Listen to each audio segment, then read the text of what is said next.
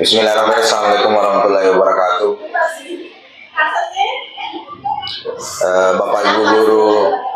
Bapak Ibu guru sekalian yang saya hormati.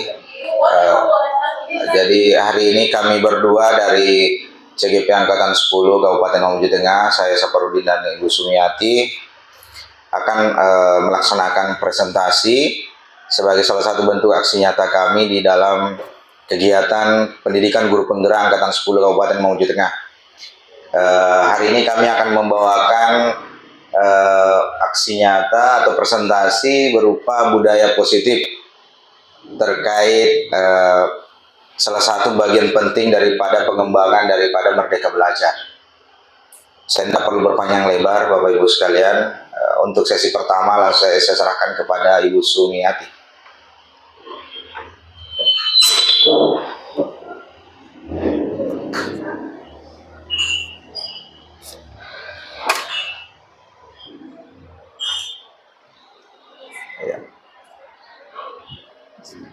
Baik, bismillahirrahmanirrahim. Assalamualaikum warahmatullahi wabarakatuh.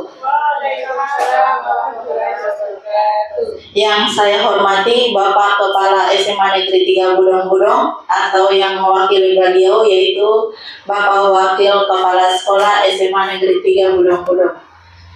Yang saya hormati Bapak dan Ibu Guru SMA Negeri 3 Budong-Budong serta staf SMA Negeri 3 Budong-Budong.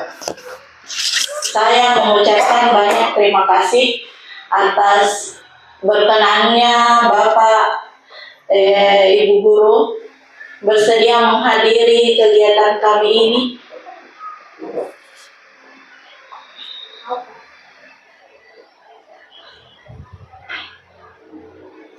Oke, saya lanjut. Sebelum memulai kegiatan ini, marilah kita bersama-sama mengucapkan basmalah. Oke, ini kan masih pagi ya. Biasanya kalau kita menyebutkan semangat pagi, jawabannya apa Bapak Ibu? Pagi. Oke, kalau saya mengatakan Yes.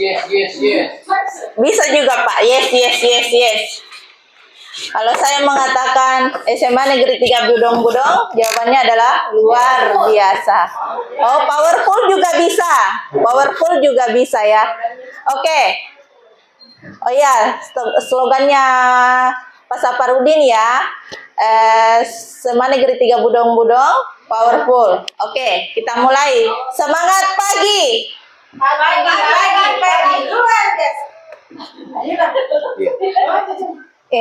Oke, kita ulang karena tidak kompak. Semangat pagi. Pagi. Luar biasa. SMA Negeri 3 Budong-Budong. Oke, terima kasih Bapak Ibu. Nah, di pemaparan kali ini adalah salah satu tugas dari kami di modul 1.4 tentang budaya positif. Terlebih dahulu izinkan saya memperkenalkan diri. Saya adalah Sumiati, SPD, calon guru penggerak Angkatan 10 dari SMA Negeri 3 Budong-Budong, Kabupaten Mamuju Tengah. Setelah itu kita akan melanjutkan tentang budaya positif. Ada yang tahu apa itu budaya positif? Atau ada yang pernah dengar apa itu budaya positif? Positive thinking. Oh, positive thinking. Ada lagi? Kebiasaan yang selalu dilakukan. Kebiasaan dengan kegiatan positif. Oke, kegiatan yang selalu dilakukan yang berkaitan dengan kegiatan positif. Nah, betul. Budaya positif apa penting untuk sekolah kita, Bapak Ibu Guru? Penting sekali. Betul. Budaya positif sangat penting untuk diterapkan di sekolah kita. Karena kenapa? Dari budaya positif ini bisa membentuk anak-anak kita menjadi siswa-siswa yang bertanggung jawab, siswa yang berakhlak mulia, dan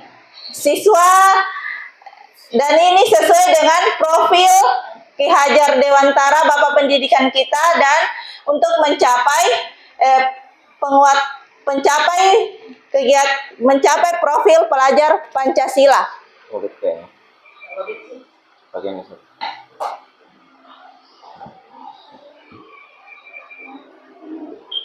Nggak anu, sorry, gila aja. Oke. Untuk budaya positifnya silahkan dilanjut Pak Sapar. Slide kedua. Nah, ini ada 8 konsep inti dalam budaya positif.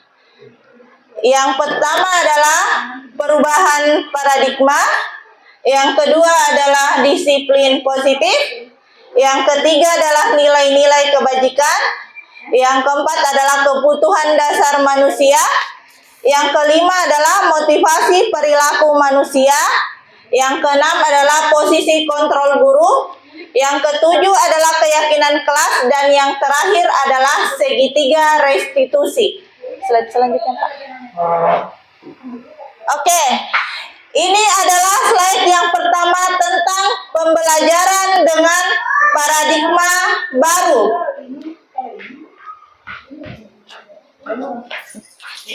Tidak konsen.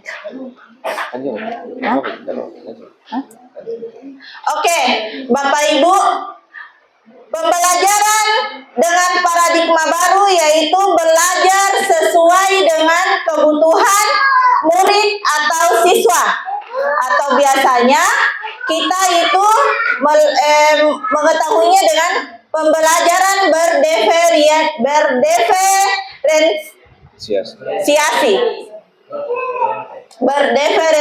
ya.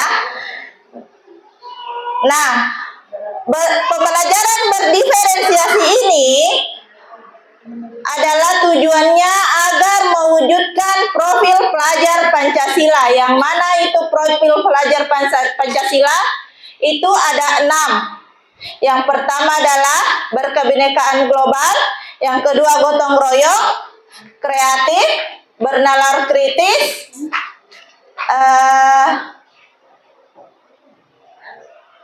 mandiri, dan beriman, bertakwa, serta berakhlak mulia. Slide selanjutnya. Nah, ini ada miskonsepsi tentang teori kontrol. Miskonsepsi namanya berarti tidak sesuai konsep ya. Nah, ini ada 4 ilusi, miskonsepsi atau ilusi. Nah, ini adalah ilusi.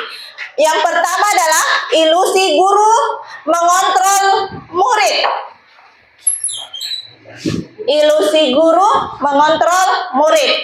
Nah, di ilusi guru mengontrol murid, kita ini sebagai guru tentunya berpikiran bahwa kita bisa mengontrol murid.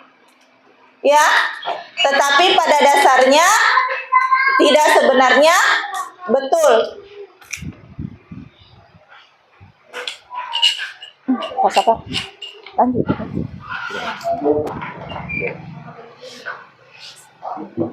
Oke, baik.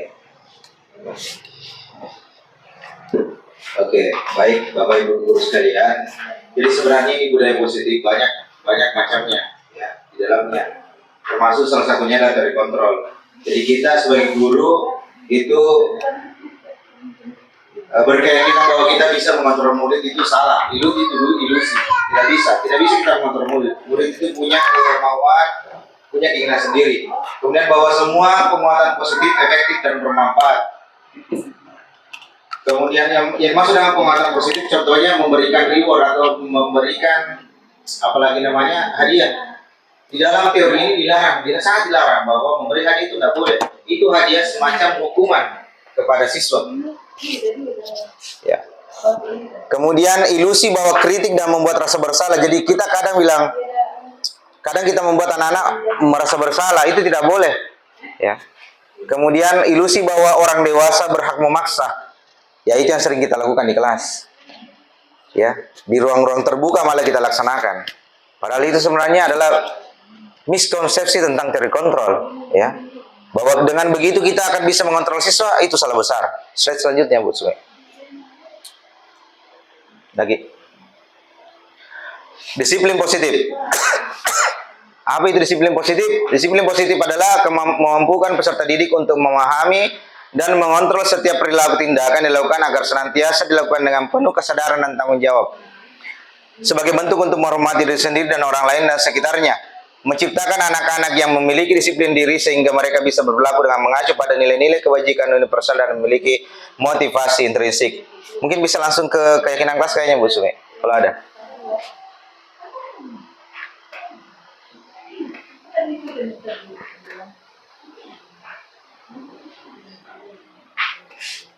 Oh ini dulu, bisa. Mana? Terang sekali juga, iya sih. Itu mengubah paradigma. Oke, boleh. Iya, mengubah paradigma. Oke. Iya, itu. Ya. Lanjut slide selanjutnya. Ini. Ya. Ini slide selanjutnya. Iya, oke. Oke, mengubah paradigma stimulus, respon ke pendekatan teori kontrol. Jadi selama ini yang kita lakukan adalah stimulus respon. Jadi kalau kita meraih anak-anak atau kita kasih anak-anak hukuman disiplin misalnya, itu stimulus dan responnya akan berbeda dengan teori kontrol. Kalau misalnya stimulus respon, itu realitas atau kebutuhan kita sama. Jadi kita mau sama-sama bersih, jadi sama-sama anak-anak disuruh tolong membersihkan. Itu stimulus respon. Kalau teori kontrol itu realitas kita berbeda. Jadi anak-anak itu tidak mau disuruh, kita maunya menyuruh anak. Itu namanya berbeda, realitas yang berbeda. Kemudian semua orang melihat hal yang sama. Kemudian di teori kontrol setiap orang memiliki gambaran berbeda. Jadi intinya stimulus respon itu konvensional. Kalau teori kontrol itu lebih kepada bagaimana saya, bagaimana Anda. Ya, bukan kepada bagaimana saya memaksakan keinginan saya untuk Anda, bukan begitu. Ya, kalau stimulus respon. Lanjut Bu Sumi. Nilai-nilai kebajikan. Jadi ini bagian juga daripada budaya positif. Jadi nilai yang disepakati bersama lepas dari suku bangsa, agama, bahasa maupun latar belakangnya. Ada banyak macam nilai-nilai kebajikan yang telah dikeluarkan, termasuk di Indonesia. Untuk anak sekolah kita dikeluarkan namanya profil pelajar Pancasila. Yang pertama adalah beriman, kemudian berakhlak mulia, berkebinekaan global, gotong royong, kreatif, mandiri, dan bernalar kritis. Ada juga dari IBO Primaries Program ataukah PEP. Toleransi, rasa hormat, integritas, mandiri, menghargai, antusias, empati, pengetahuan, kreativitas, kerjasama, percaya diri, dan komitmen. Jadi ada banyak. Kalau kita sudah tercover dalam profil pelajar Pancasila. Kemudian ada juga dari keterampilan hidup, dapat dipercaya, lurus hati, pendengar yang aktif, tidak merendahkan orang lain, memberikan yang terbaik dari diri. Oke Bu, lanjut. Jadi masih banyak nilai-nilai kebanyakan yang lain. Kemudian motivasi perilaku manusia dari Diana Gosen. Jadi untuk menghindari ketidaknyamanan atau hukuman, untuk mendapatkan imbalan atau penghargaan dari orang lain, untuk menjadi orang yang mereka inginkan dan menghargai diri sendiri dengan nilai-nilai yang mereka percaya.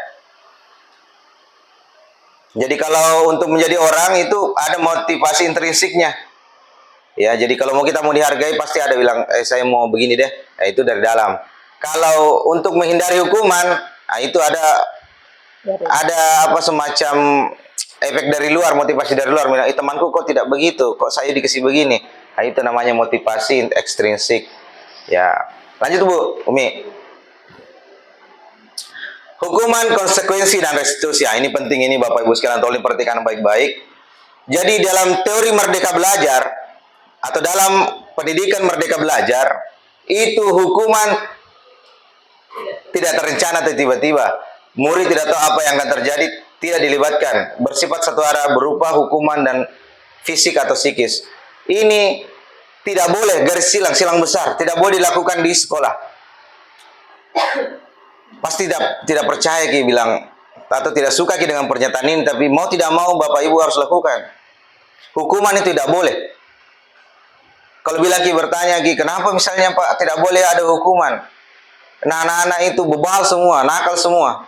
Teori anak, tidak ada anak yang jelek. Tidak ada anak yang buruk. Kalau ada yang buruk berarti kita yang salah. Iya. Begitu. Jadi kalau dalam teori tabula rasa bahwa anak itu seperti kertas putih, kita lah yang mengukirnya. Ya toh? Maka lahirlah teori-teori ini. Salah satunya adalah teori tentang hukuman ini, reward and punishment. Saya sempat tanyakan juga di sana di dalam pertemuan bahwa bagaimana tentang teori ini, apakah ini akan menghukum juga teori yang baru? Saya bilang tidak. Hukuman itu tidak boleh dalam bentuk apapun. Karena dia sifatnya akan menimbulkan dendam, efeknya juga tidak lama. Kalau misalnya anak datang terlambat Anda hukum, besok terlambat lagi pasti. Ya, dihukum lagi bilang, oh enggak Pak, enggak berat-berat juga hukumannya. Makanya sangat tidak dilarang, sangat diizinkan untuk dipakai di sekolah. Kemudian yang kedua, konsekuensi.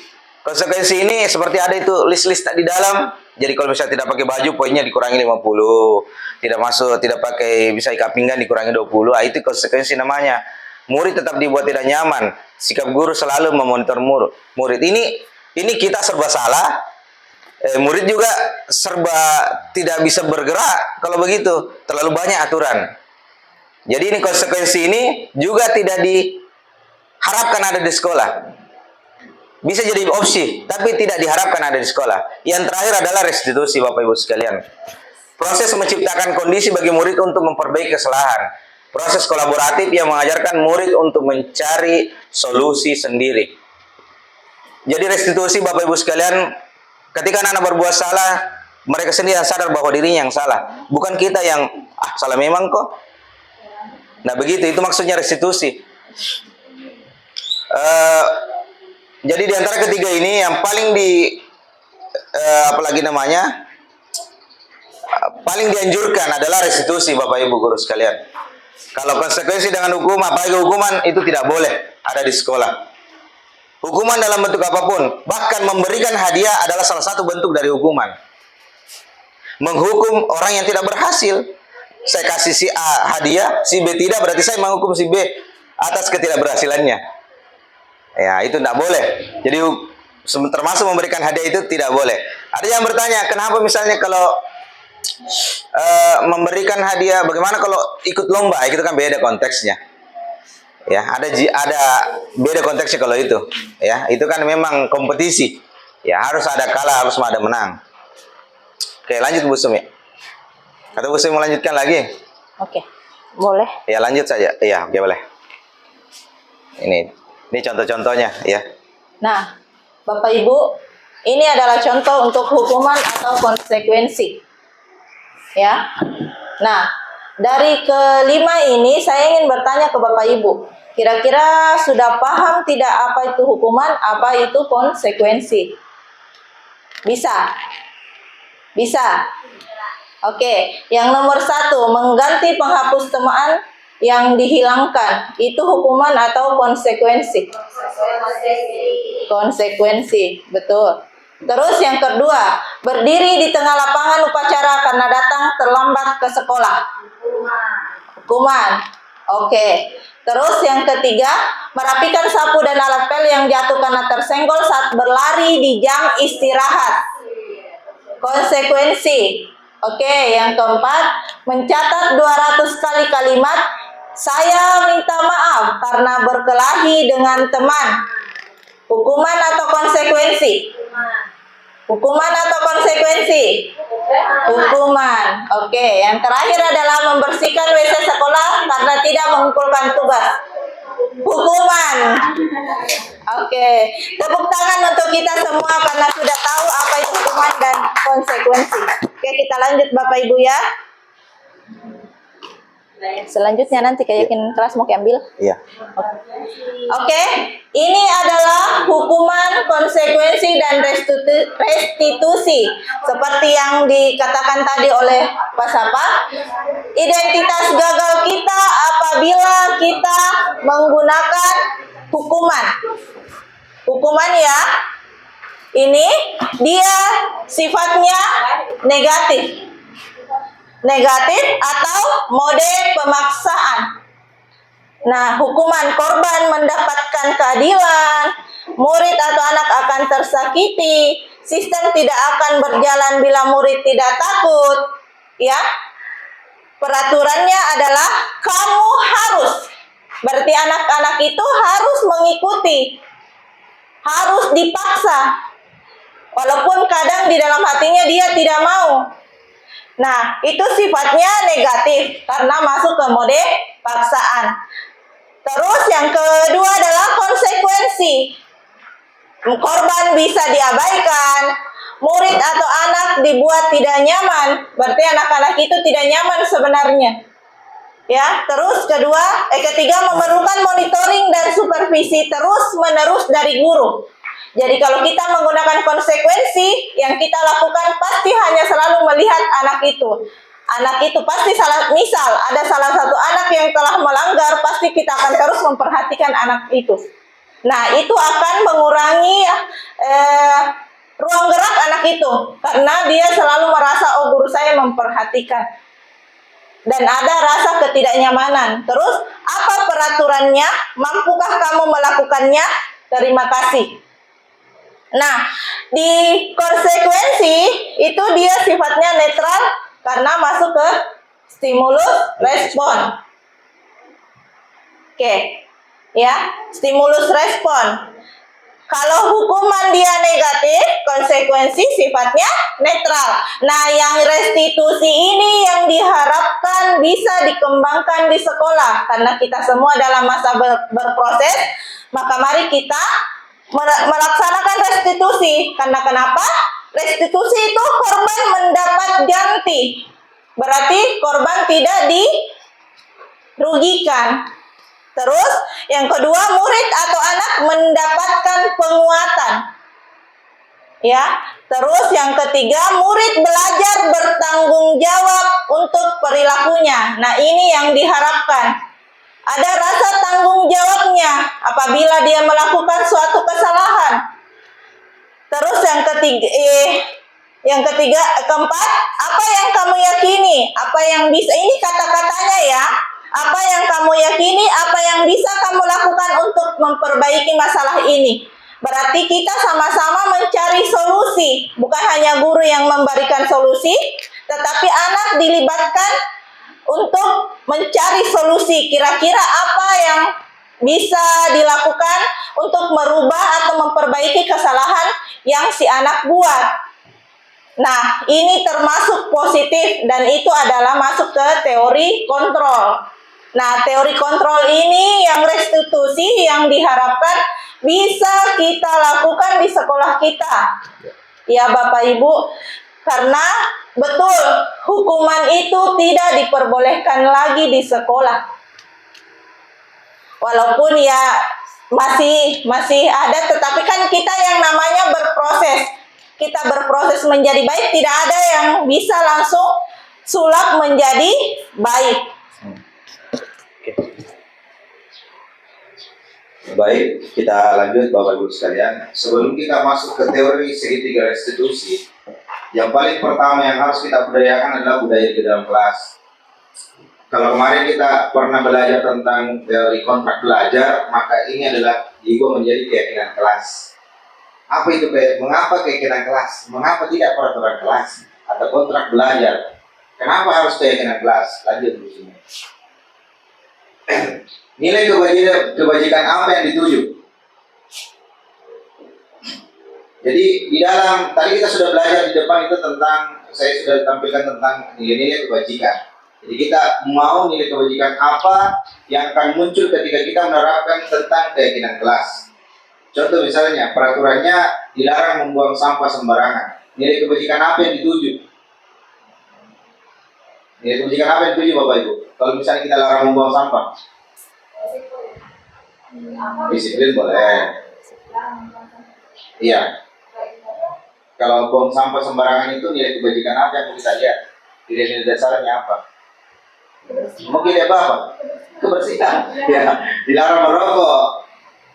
Kesehatan. Kembalikan buku yang telah dibaca ke tempat semula.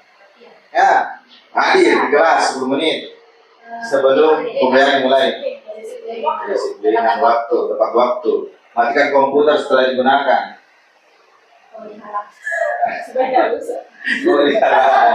Tanggung jawab. Nah, wajib menggunakan masker. Kesehatan. Oke, dilarang berlari kerja misalnya. Ya, betul. Toleransi atau mengganggu tanggung jawab boleh. Oke, lanjut. Terus nih. Tahapan menciptakan kekenalan kelas. Jadi Bapak Ibu sekalian, Bapak Ibu yang mengajar dalam kelas harus setidaknya bisa melakukan namanya kekenalan kelas. Jangan terlalu banyak. Cukup 1 atau 2 saja keyakinannya. Contoh misalnya, jadi ada di sini tahap-tahapannya. Nilai kita lihat dulu nilai kebajikannya, kemudian tentukan nilai yang akan menjadi fokus, kemudian sempurnakan, kemudian sosialisasikan. Nah, itu tahapannya, Bapak Ibu sekalian. Lanjut. Kemudian pembentukan keyakinan kelas. Yang pertama bersifat abstrak daripada peraturan. Kemudian berupa pernyataan universal, kemudian dibuat dalam bentuk positif, tidak terlalu banyak, dapat diterapkan di kelas, semua warga kelas ikut berkontribusi, dan dapat ditinjau kembali. Lanjut. Contoh keyakinan kelas. Jadi ini, ada beberapa contohnya. Yang pertama, setiap anggota kelas perlu belajar. Kemudian setiap anggota kelas perlu senang. Setiap anggota kelas perlu saling menghargai. Kemudian setiap anggota kelas perlu merasa aman. Jadi ini abstrak. Jadi yang setiap anggota kelas perlu belajar, bukan harus belajar, tapi perlu belajar. Ya, kenapa dikatakan kata-kata perlu? Karena itu lebih positif dibandingkan dengan kata harus. Harus itu lebih memaksa. Kemudian setiap anggota kelas perlu senang. Artinya, ya Anda tidak harus senang, pokoknya ya nyaman lah, ya. Intinya. Lanjut, ini senantiasa menjadi diri terbaik, senantiasa menghargai orang lain, berlaku positif, kemudian berkomitmen terhadap setiap tugas. Ya, jadi itu yang namanya keyakinan kelas. Kemudian, ini contoh misalnya, kita ingin kebajikannya adalah menghormati. Jadi kami meyakini bahwa sangat penting untuk menghormati semua orang dan barang milik orang lain. Kemudian bekerja. Kami meyakini bahwa sangat penting untuk mengerjakan segala pekerjaan atau mengikuti kegiatan yang telah ditugaskan. Ini berkaitan dengan tanggung jawab. Kemudian kami meyakini bahwa sangat penting untuk merasa diterima pada satu kelompok dan saling peduli satu sama yang lain. Jadi keyakinan kelas itu bukan aturan bahwa datang ke kelas 15 menit sebelum belajar, tidak, bukan seperti itu. Kemudian buang sampah pada tempatnya, tidak. Kita lebih pada misalnya setiap anggota kelas perlu membuang sampah pada tempatnya, gitu. Bukan dia harus bersih, harus apa dan sebagainya, tidak. Tidak perlu kita pakai kata-kata yang negatif, kita harus pakai kata-kata yang positif. Lanjut di sini. Oke, 5 kebutuhan dasar manusia. Jadi ini yang paling perlu Bapak Ibu tekankan, karena bukan tekankan, kita yang harus pelajari. Ada 5 kebutuhan dasarnya. Yang pertama bertahan hidup, kesenangan, penguasaan, kasih sayang, dan kebebasan. Sama hampir mirip dengan piramida Maslow. Ada juga piramida Maslow. Ya, jadi kebutuhan dasarnya ada. Kebutuhan paling tinggi adalah aktualisasi. Tapi ini 5 teori kebutuhan dasar manusia. Lanjut Bu Sumi. Oke, ini ada contoh kasus Bapak Ibu sekalian. Bu Sumi mungkin bisa memberikan ini penguatan tentang contoh kasusnya. Oke, baik Bapak Ibu, ini contoh kasus dari 5 kebutuhan manusia. Nah, 5 kebutuhan manusia itu kalau salah satunya tidak terpenuhi, maka jangan salahkan kalau anaknya kadang melakukan tindakan yang di luar nalar.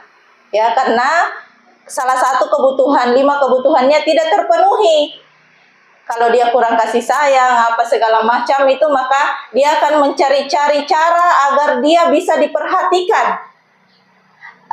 Kalau nilai bertahan hidupnya, jadi biasakan kita melihat anak-anak di dalam kelas, ada yang kadang tidur-tiduran ya. Iya. Ada. Nah, berarti kita jangan langsung dimarahi Bapak Ibu anak-anaknya. Ya, anak-anaknya jangan langsung dimarahi. Karena kenapa?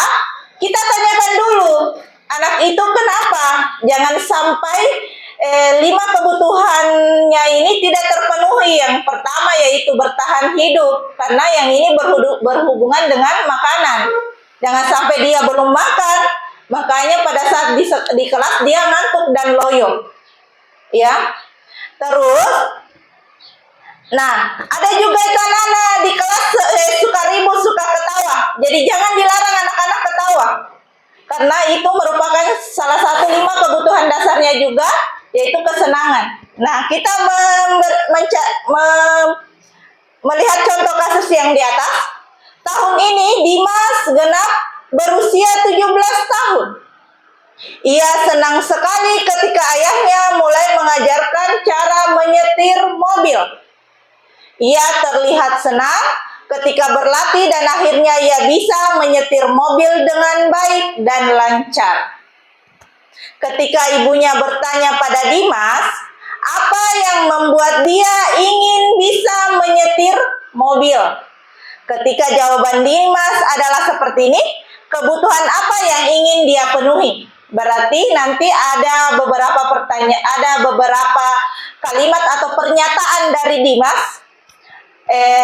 Kira-kira Bapak Ibu bisa mengetahui kira-kira itu termasuk 5 kebutuhan apa? Bisa ya, kita coba sama-sama. Sama-sama berproses, sama-sama belajar. Yang pertama, aku merasa bangga dan keren. Kira-kira ini kebutuhan apa Bapak Ibu?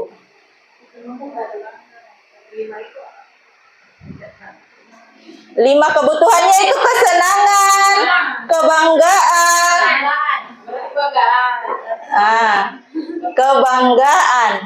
Terus yang kedua, biar bisa jalan-jalan naik mobil sama teman-temanku. Jawaban Dimas. Kira-kira yang terpenuhi ini apanya? Kesenangan, betul sekali. Terus aku senang bisa pergi ke tempat-tempat yang aku suka. Rasa ingin dicintai, pemenuhan kasih sayangnya, kesenangan, kebanggaan, bertahan hidup. Kira-kira ini apanya yang terpenuhi ini?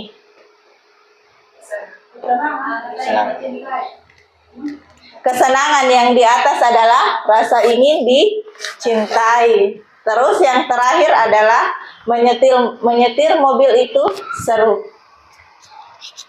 Kebanggaan ya. Bukan. Apa itu? Kebanggaan ya? Iya.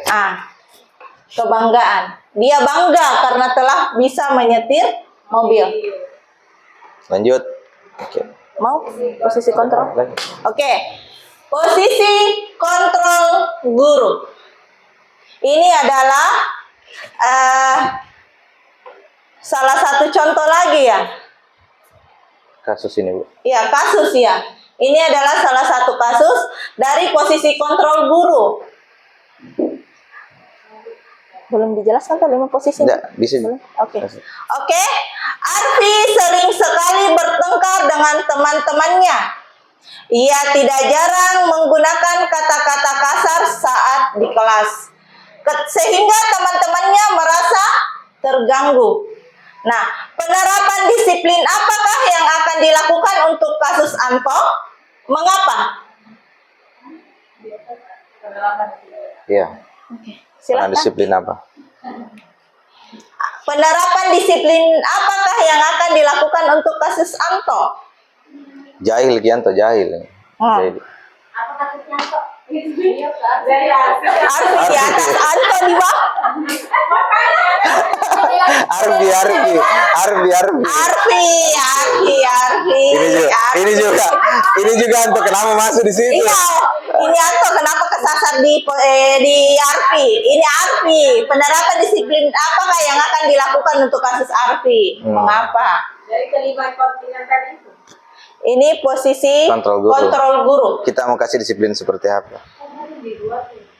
Mau memberikan disiplin seperti apa? Memberikan hukumankah? Memberi rasa bersalah? Karena ada 5 posisi kontrol guru. Penghukum, pemberi rasa bersalah. Nah, itu. Penghukum, pemberi rasa bersalah, teman, pemantau, dan manajer. Kira-kira dari kasus Arfi tadi, kita sebagai guru sering melakukannya ya. Berarti yang nomor 2 itu Pembuat rasa bersalah. Iya, mengenakan bahasa yang Ini kembali ke diri kita, Bapak Ibu, yang sering kita lakukan. Menghukum. Dari jawaban Bu Alia adalah menghukum. Ya, itu sebelum kita mempelajari teori ini. Nah, ada 5 posisi kontrol sebenarnya guru. 1 penghukum, 2 pembuat rasa bersalah, 3 teman, 4 pengamat pengamat, dan 5 manajer. Nah, penghukum bisa menggunakan hukuman fisik atau verbal, yaitu mengancam. Nah, ini tidak diperbolehkan di sekolah. Karena apa? Ini sifatnya tidak jangka panjang atau hanya jangka pendek ya. Udah ada kelas 1. Nanti juga tanya untuk yang apa yang harus dilakukan. Oh iya, oke.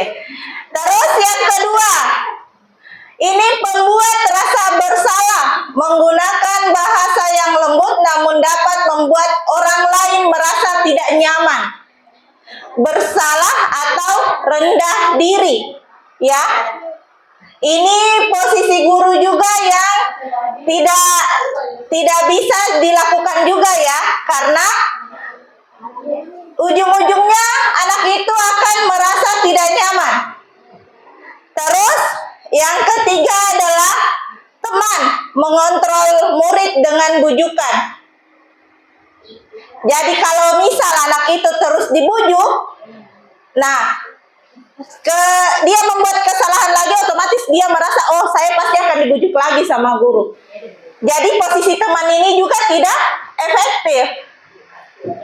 Terus yang terakhir adalah pengamat melandaskan tindakan pada peraturan dan konsekuensi. Kembali tadi ke konsekuensi.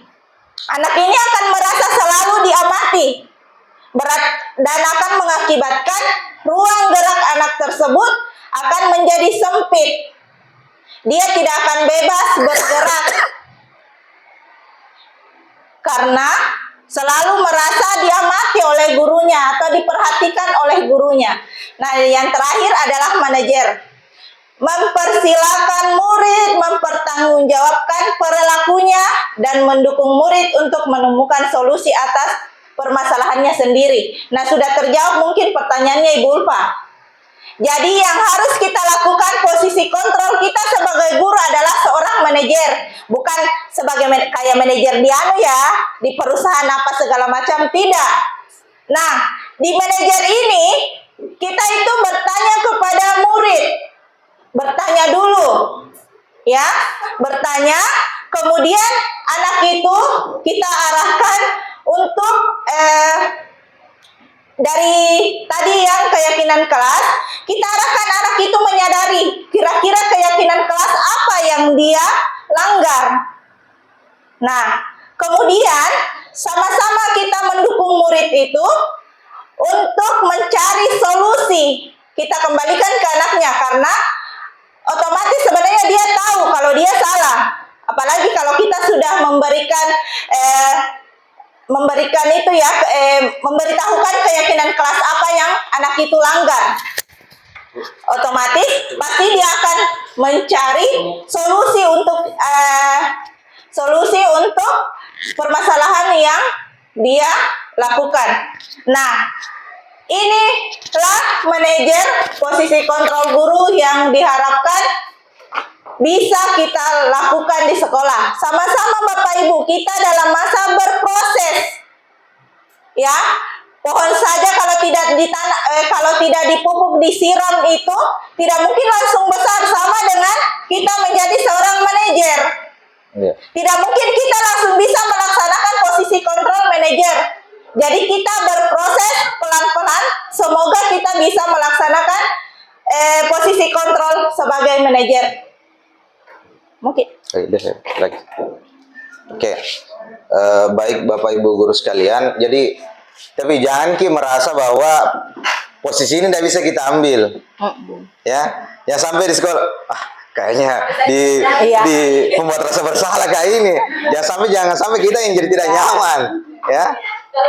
Jadi ini hanya untuk memberitahu Bapak Ibu guru sekalian, Ibu guru sekalian bahwa oh, saya berada di posisi ini sekarang. Ya, itu sebagai pengingat. Ya, kita ujungnya semoga kita bisa berada di posisi 5 semuanya. Ya, tapi ini hanya untuk memberitahukan bahwa sebenarnya posisi teman itu boleh-boleh saja sesekali kita lakukan, tidak apa-apa. Bukan tidak boleh, ya.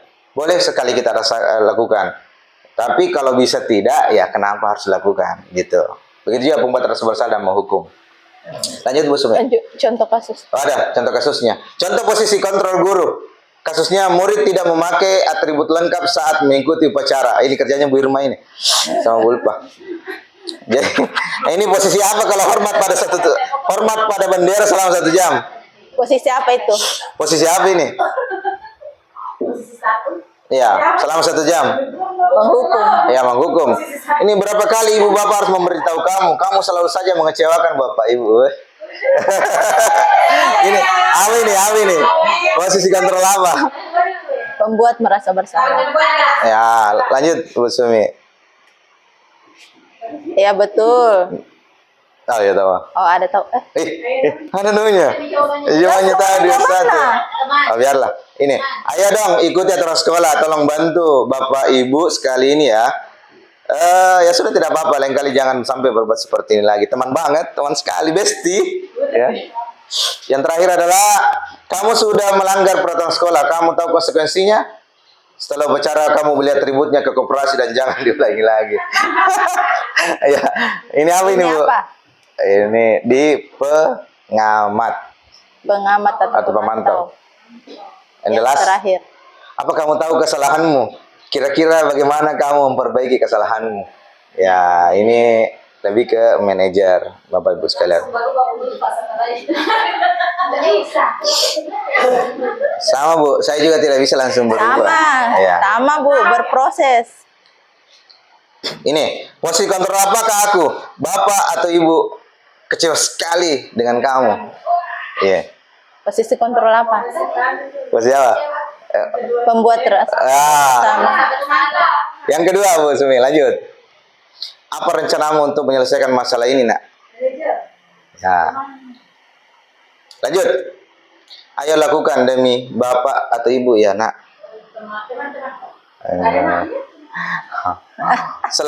Pasti selalu yang terakhir selesai. Pasti selalu terakhir dan selesai, Bu Sumi.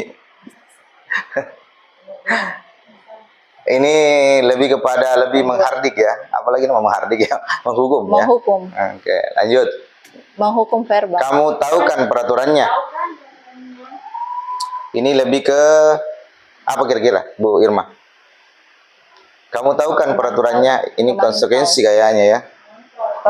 Pemantau, betul. Iya. Next. Ini materi terakhirnya. Andalannya. Segitiga restitusi Bapak Ibu sekalian. Jadi tadi kita sudah belajar tentang restitusi. Ini teorinya, inti teori restitusinya segitiga restitusi. Jadi 3 langkah dalam segitiga restitusi. Ini kenapa bentuknya segitiga?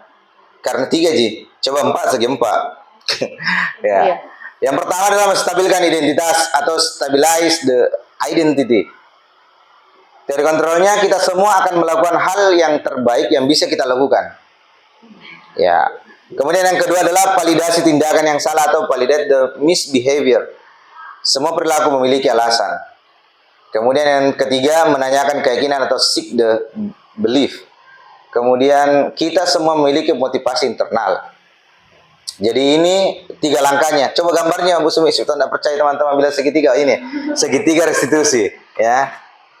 Jadi stabil ini kebetulan di sini tulis. Coba di sini tulis kan tidak ada masalah. Ya, ini kebetulan dia tulis di bawah menstabilkan identitas. Kemudian di sebelah kanan kiri itu validasi tindakan yang salah. Kemudian di sebelah kanan adalah menanyakan keyakinan. Ya. Ketiga ini tidak ada tandanya bilang harus ke sini dulu, ke sana dulu. Ini bisa dimulai dari manapun. Ya. Tapi dia akan terpotong kalau tidak dilakukan semuanya. Jadi sebaiknya dilakukan semuanya Bapak Ibu sekalian. Ini contoh-contoh pertanyaannya. Coba menstabilkan identitas. Kamu bukan satu-satunya yang pernah melakukan ini, Nak. Itu contoh kata-kata atau kalimat-kalimatnya menstabilkan identitas. Kemudian kalau validasi tindakan yang salah, adakah cara yang lebih efektif untuk mendapatkan apa yang kamu butuhkan? Baik. Kemudian yang selanjutnya adalah menanyakan keyakinan kelas apa yang telah kita sepakati. Kamu ingin menjadi orang yang seperti apa? Itu. Saya juga awalnya muak dengan ini segitiga restitusi Bapak Ibu sekalian. Iya, seakan-akan ada yang hilang dalam diri saya selama ini kalau saya menggunakan ini. Tapi ternyata setelah saya melakukan praktik kemarin, ini merupakan hal yang menurut saya memang penting kita lakukan. Ya, jadi kalau kita misalnya coba lanjut Bu Sumi, itu ada anunya kasusnya. Ya, dalam menerapkan disiplin positif, guru hendaknya mampu merefleksikan posisi kontrolnya saat ini. Bagaimana ia berproses menjadi seorang manajer yang menuntun murid untuk menjadi mandiri, merdeka, dan bertanggung jawab. Oke, kita kembali itu ke tiga restitusi Bu Sumi. Oke. Jam kali. Jadi begini, kemarin saya sempat praktik Bu Sumi juga.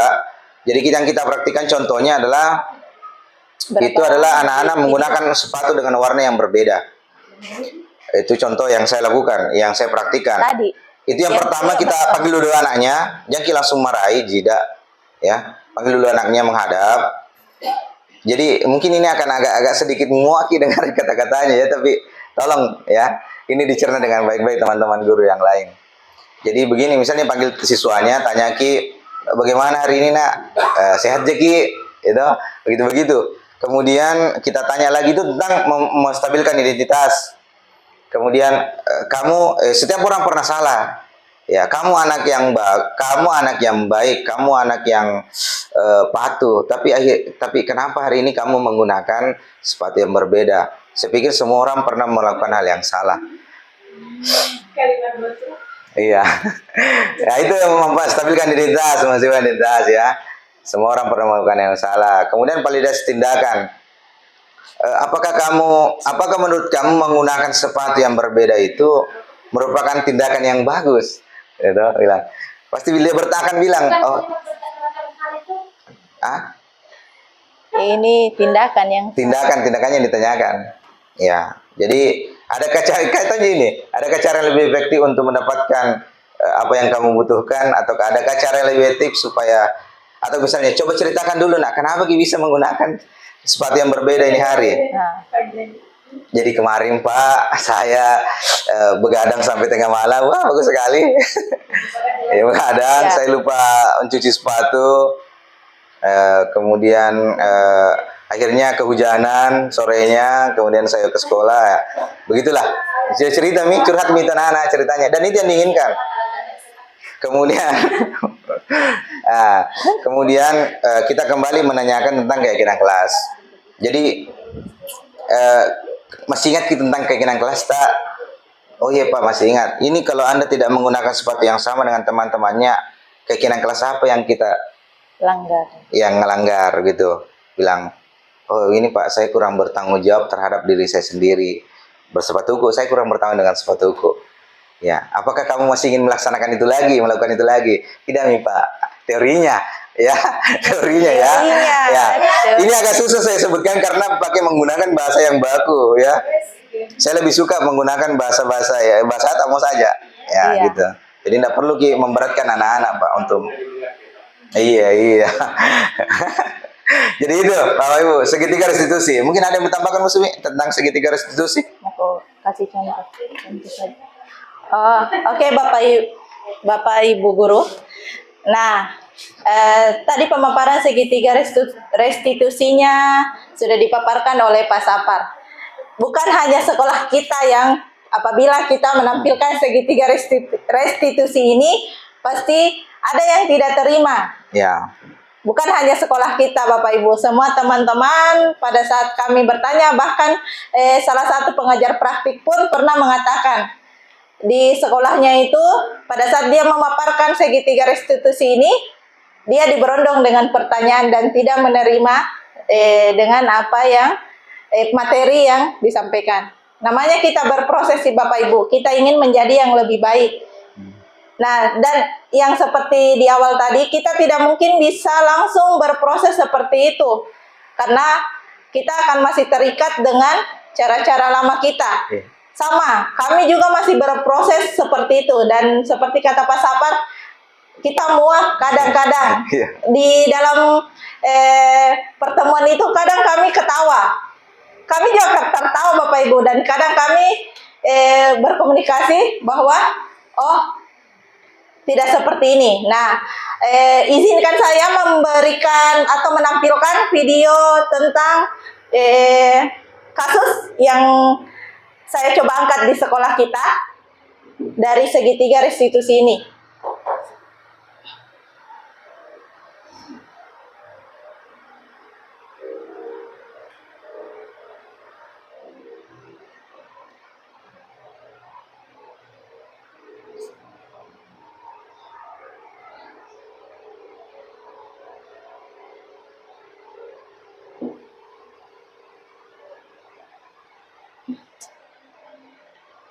Maaf, bukan.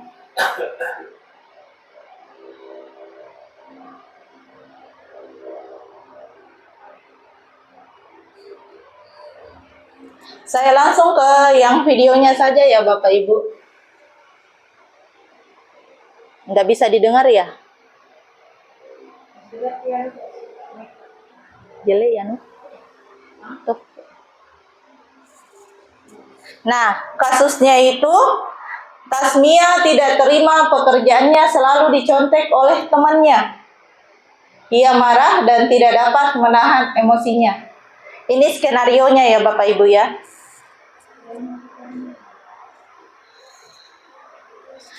Aduh, Nggak ada suaranya, Bu? nggak ada suaranya. Oh. Nah. jadi, cerita Maki. Yang pertama yang saya lakukan adalah saya menanyakan dulu, memanggil anak itu, kemudian menanyakan bahwa tadi saya mendengar bahwa katanya anak tersebut marah-marah dan mengebrak meja karena dia tidak terima menggebrak meja. Makanya saya menanyakan dulu, saya melakukan validasi tindakan yang salah. Saya tanyakan kepada Tasmia, tadi Tasmia melakukan apa? Katanya dia menggebrak meja karena tidak terima tugasnya selalu dicontek oleh Albi. Ya, bukan hanya tugas PR-nya yang dicontek, tetapi tugas-tugas yang lain. Terus, nah masih menanyakan tindakan yang dilakukan oleh Tasmia, dan saya memberikan beberapa masukan juga kepada Tasmia. Kemudian saya menanyakan tadi yang pertama di. Iya, sudah, Bu. Sudah. Kemudian saya menanyakan keyakinan kelas apa yang Tasmia langgar.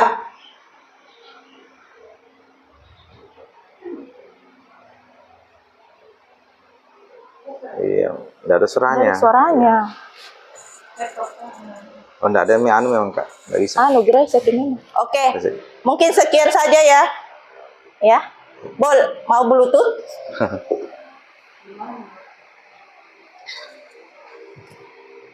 Ya, mungkin Bapak Ibu sekalian ada yang mau ditanyakan dulu sebelum kita akhiri pertemuan hari ini. Ya, Soto tidak terima Ki. Ya, silahkan Bapak Ibu. Jadi ini teori-teori yang kami pelajari Bapak Ibu sekalian. Jadi kalau tiba-tiba saya berubah kemudian jadi kalem, ya ini karena pendengar teori ini. Jadi Bapak Ibu dalam ini kan kami sudah berada di modul 1.4. Jadi ini modul pertama. Modul pertama 1.1 itu tentang Ki Hajar Dewantara, filosofi pendidikan Ki Hajar Dewantara. Jadi awalnya juga saya berpikir bahwa siapa Ki Hajar Dewantara sebenarnya ya.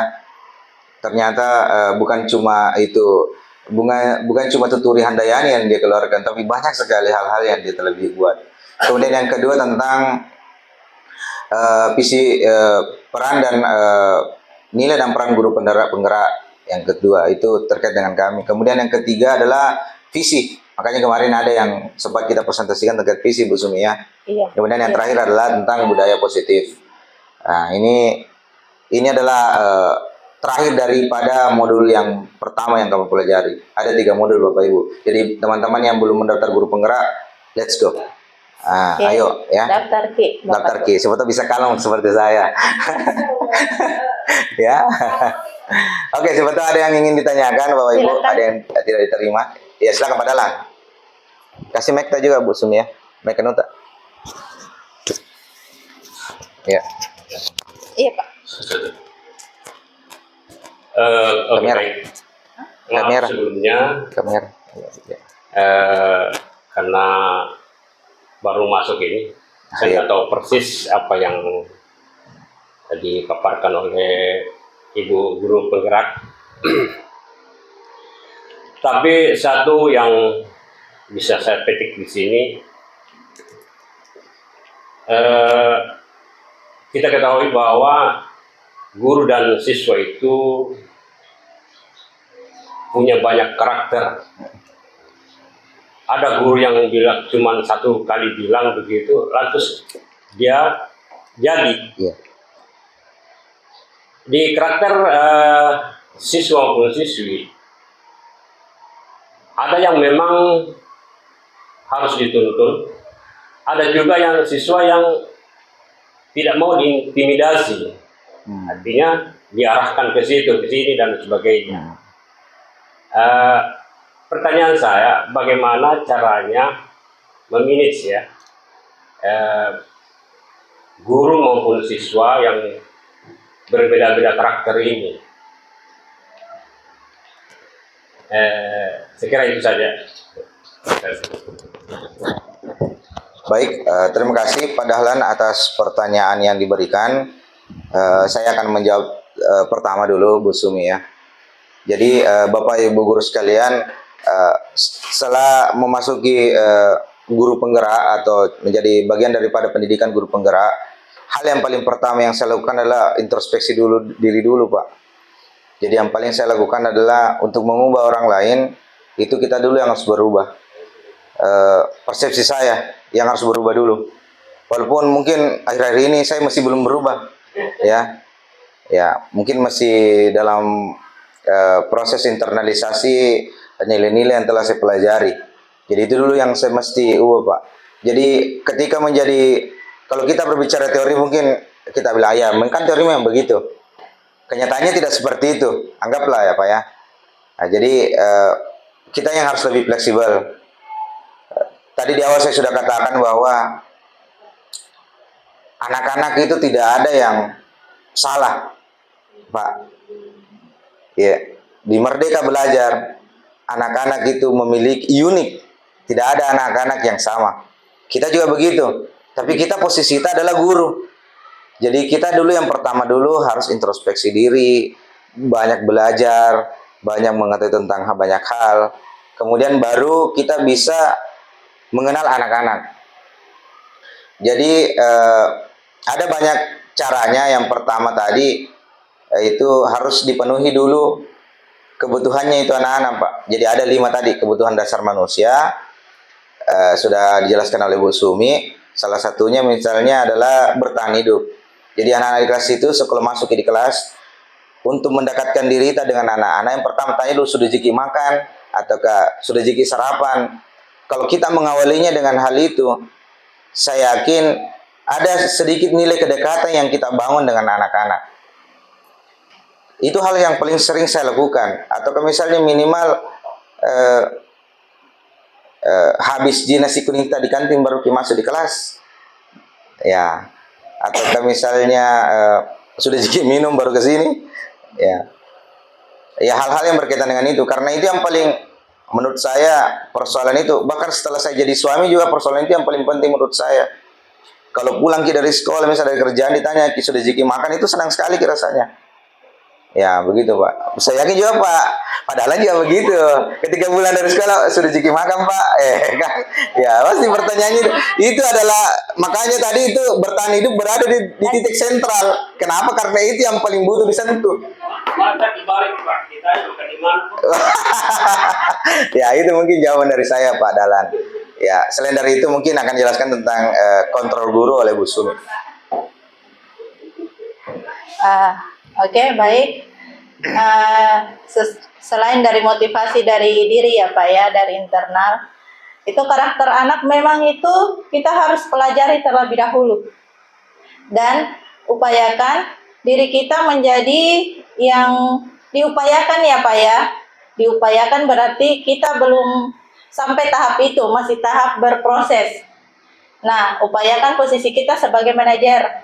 Seperti yang kata Pak Safar tadi, kita mendekatkan mendekati anak tersebut, kita tanyakan kenapa. Dan anak-anak itu Pak, di kelas itu kita berusaha memberikan kenyamanan dalam proses pembelajaran. Kita sesuaikan dengan karakternya anak-anak, karena di filosofi Ki Hajar Dewantara itu pembelajaran itu menuntun. Berarti kita ini menuntun anak-anak, Pak. Ya, kita sebisa mungkin tidak menggunakan teori lama, yaitu pembelajaran berpusat pada guru. Jadi kita balik, pembelajaran itu berpusat pada murid. Berarti kita berikan kebebasan kepada murid, tetapi kita masih memfasilitasi atau mengontrol, terutama dalam proses pembelajaran. Di proses pembelajaran itu kita usahakan memberikan pembelajaran yang lebih kreatif atau inovatif, Pak. Kita merubah proses cara mengajar kita, misalkan anak yang satu ini kita lihat dia mungkin sukanya pembelajaran seperti yang saya lakukan kemarin ya, Pak ya. Di kelas ada satu orang di kelas 10 itu anaknya tidak bisa diam, pasti tahu semua. Anaknya tidak bisa diam, dia ngoceh terus kalau kita di dalam kelas. Makanya kemarin saya mau lihat anak ini, karena yang lain saya sudah sering melihat yang lain itu kalau untuk kerjasama, kolaborasinya antar teman itu mereka bisa. Saya membuat kelompok, kemudian saya memberikan tugas kepada mereka, tetapi tugas itu tidak dikerjakan di rumah, membuat karya. Saya di situ melihat dan mengamati, kira-kira anak ini kalau dikasih tugas seperti ini dia senang tidak? Dan ternyata anak itu senang, malahan aktif. Tetapi saya tidak membatasinya seperti ini, Bapak Ibu. Apabila dia mau keluar, silahkan keluar, tetapi harus masuk kembali untuk membantu temannya. Itu yang saya lakukan kemarin. Saya mencoba berproses, Pak. Itu. Dan kalaupun selesai pembelajaran, itu ada kemarin tugas yang kami lakukan itu. Ini yang belum sementara saya mau proses melaksanakannya, Pak. Setelah selesai pembelajaran, kita upayakan membagikan refleksi kepada anak-anak, refleksi cara mengajar kita. Apakah sudah sesuai dengan keinginan mereka? Karena biasanya anak-anak itu kalau kita suruh bicara di depan, terkadang dia tidak mau bicarakan, Pak. Jadi kita memberikan mereka kertas, kemudian kita suruh menuliskan cara mengajar kita di kelas bagaimana. Nah, dari situ, seperti kata Pak Safar, kita motivasi dari diri kita dulu, dari dalam. Oh, ternyata cara mengajar saya di depan anak-anak seperti ini. Nah, kita baru setelah itu kita mencari kira-kira saya harus melakukan pembelajaran yang bagaimana. Mungkin begitu, Pak Dahlan? Ya, terima kasih Bu Sumi. Jadi begitu Pak Dahlan ya. Ataukah masih ingin bertanyakan, Pak? Saya juga pernah mendengar tentang belajar tentang diferensial. Ya, diferensiasi. Itu saya itu di kelompokkan anak-anak. Iya. Yang suka belajar di ruangan, Sesuai dengan kebutuhan. Dan sebagainya itu dikelompokkan. Iya. Apakah dengan cara ini kita terapkan di provinsi atau bagaimana? Iya, baik Pak Dahlan, terima kasih pertanyaannya. Jadi berdiferensiasi itu Pak berdasarkan apa lagi namanya minatnya anak-anak. Jadi ada anak-anak yang audio, kemudian ada yang visual, kemudian ada yang gabungan. Jadi itu kemudian dibagi. Tapi diferensiasi yang dimaksud di sini adalah diferensiasi yang lebih luas. Jadi kalau misalnya anak-anak digabung, jadi intinya begini saja. Kalau diferensiasi itu menggabungkan anak-anak berdasarkan apa yang dia suka. Ya, itu saja, Pak.